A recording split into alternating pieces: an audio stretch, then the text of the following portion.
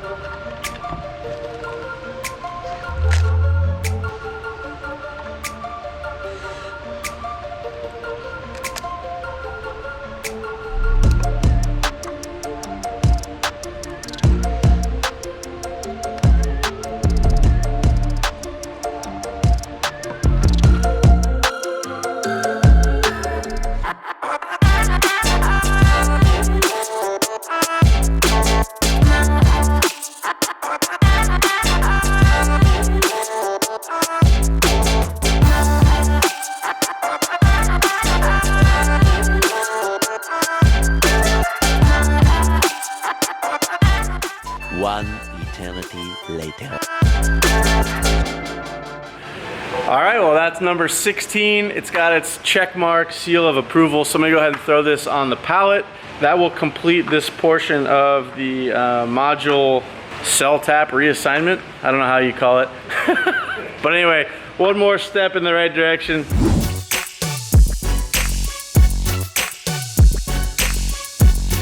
All right, well, as you can see, the 350Z is above us again. I got both the mats here with me today, and we're gonna go ahead and actually unbolt our box. The nice thing is we made this very accessible for ease of in and out. Before we do drop it down, Matt was thinking that we should probably mark the locations for plumbing and electrical, right? Yep. So like you got two 2-aughts coming from the front battery. Yep. Right, for the high voltage cables. So those are gonna go into here. Just to continue the series loop, like our most negative terminal is going to be in here. Yep. And then from here, we're going to have 2 cables coming out that go to the inverter.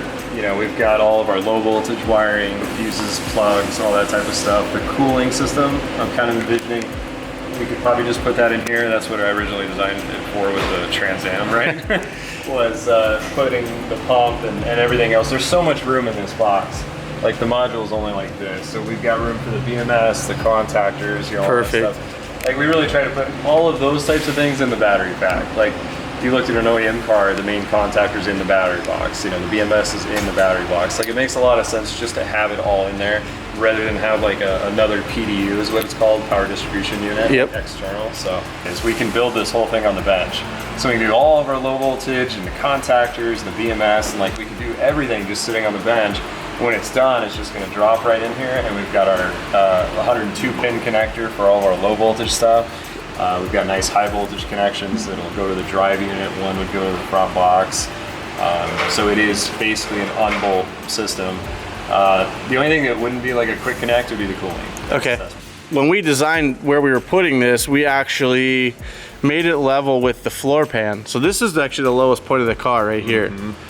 So we've got 1.5 to 2 inches of ground clearance on this box, which is going to allow us to flat pan this car. So the flat pan is actually going to sit in the bottom of this, which will protect all of those items that are coming out of this box from road debris or snagging on anything or hitting anything when this car is going up and down. And you can see how flush it is with the floor pan for that purpose. Oh, that looks pretty fancy. What do you have there? All right. So these are our high voltage connections. They're like really OEM, you know, they're super beefy. You can put a lot of current through them. I think they're rated to 400 amps, but I think that's the continuous rating where you can pulse much higher than that. Like you can get our, 1400 amps, like what we're gonna be pulling like this for brief periods of time, but it's all temperature. That's all it really comes down to. So when I look at the lugs on this and I see like that, it's got an M10 hole, right? Like that screams. That's big boy stuff, right? It's got some good current capacity. And the connector's really buff too. Yep. So that just goes on, comes down, and that locks. And that's like super positive. weather pack style. Okay. This one's sealed on this side. It's sealed on this side. Okay. Do you see these little tangs? Yeah. This is designed to work with shielded cable.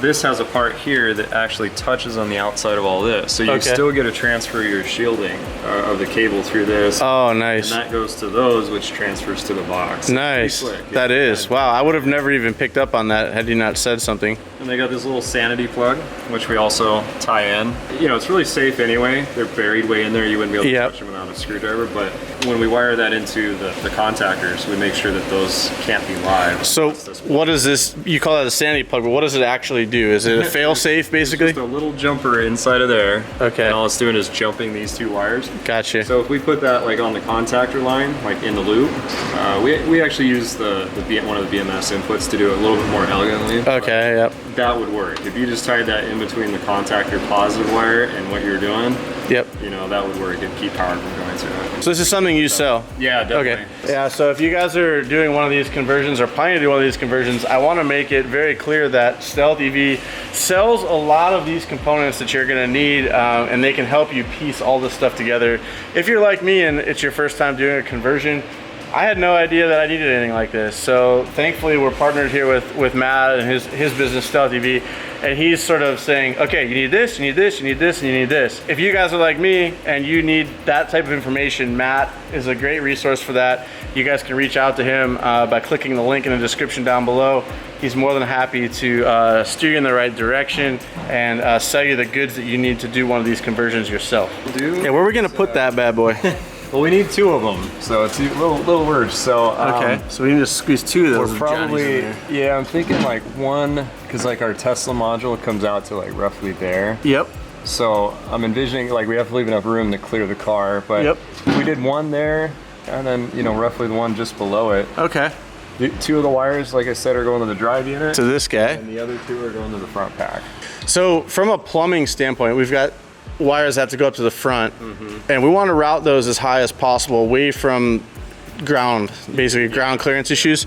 So are we thinking, since we're going to be coming out this way, would it be probably best to run that stuff down along here, or is it best to run it through the car potentially? Like, I mean, you don't want to run any high voltage through the interior of the car if you can avoid it. Yeah, that makes sense. It's totally fused, I mean, everywhere it would be pretty hard pressed to get. But you want to eliminate. Yeah, so it's better to run them under the car. Like the BMS cell taps, those you need to run them in some type of conduit. Okay. Because the wiring, it's a super like non-abrasive wiring. Yep. So it can handle tons of vibration without doing anything. Okay. They are not like chemical resistant. So like being in the weather and underneath. So keep it out of the elements. Yeah. It can be touching each other, but you don't really want it to. I would assume like the more you run them like 36 cells in a group and all in like one expandable sleeve loom, right? Okay. But then you want to run that through a conduit so it doesn't get wet or dirty. If you're thinking ahead to cable routing right now, where are you thinking in your head we're going to route those cables to the front? We could even go up and around here. Yeah, and it could dip back down right here.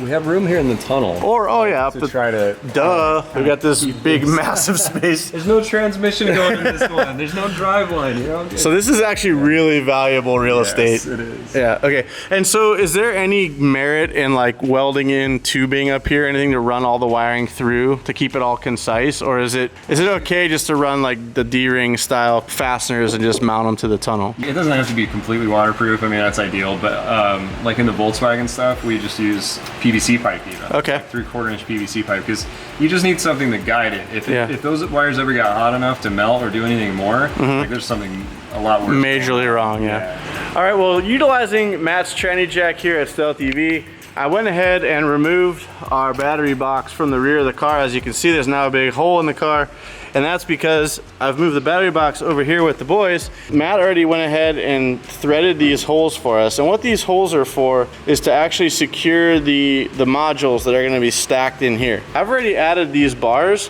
Now these bars were cut specifically for these bins, and then I'm countersinking these screws to hold them on. And what these are going to do is allow us to put the battery modules in here and keep them from shifting left to right, because we're going to have components on either side of these batteries that need to stay safe, and we can't allow these batteries to be moving. Matt has tasked me with getting the bars put into the box and squaring them up. We're utilizing a tapered head screw, which is going to require us to countersink the aluminum material. So I've already started doing that here on the drill press. As you can see, we've got a countersink bit spinning, and these are what the bars look like before we get started. They already have an M8 hole drilled in them. These are for our front box that we'll do later on, but I'll go ahead and get those countersunk today as well. That way those are ready to go.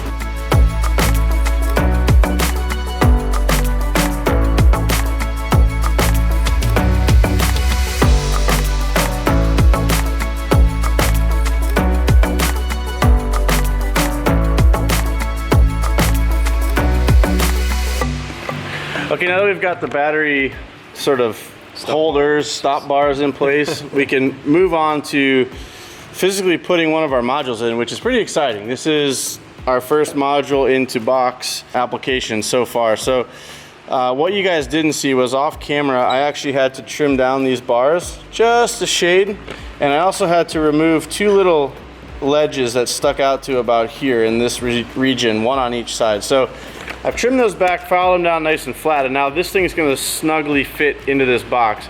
We already tried to test fit it, and I know for a fact that it has a little bit of enveloping, so we're going to have to push it out a little bit and slide this guy in there.